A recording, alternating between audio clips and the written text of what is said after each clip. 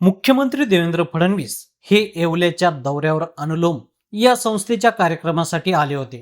त्यावेळी कोपरगावच्या माजी आमदार स्नेहलता कोल्हे यांनी मुख्यमंत्री देवेंद्र फडणवीस यांची भेट घेतली। कोपरगावच्या विकासाबद्दल चर्चा केली। कोपरगाव नगरपालिकेच्या विकासासाठी मुख्यमंत्र्यांना विविध मागण्यांचं निवेदनही दिलं।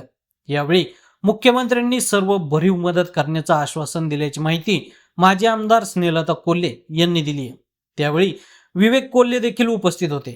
या प्रसंगी माजी आमदार स्नेहलता कोल्हे नेमकं काय म्हणाल्यात पहा।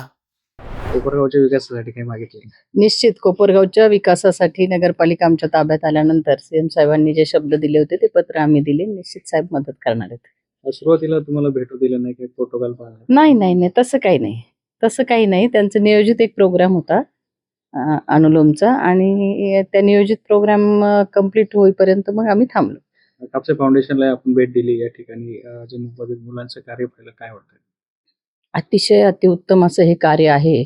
आणि आज वेबसाईट कापसे फाउंडेशनची लॉन्च झाली। जगभरात मूकबधीर विद्यार्थ्यांनी बनवलेली पैठणी आता जगभरात जाणार आहे, आणि त्याचं विशेष कौतुक आहे की एका ग्रामीण भागात असा उत्तम एकदम अतिशय चांगला असा हा उपक्रम की ज्याच्यातून मूकबधीर मुलांच्या हाताला काम मिळतं आणि पैठणी बनवण्याची ही जी काही कला आहे ती जिवंत राहण्यासाठी मदत होते।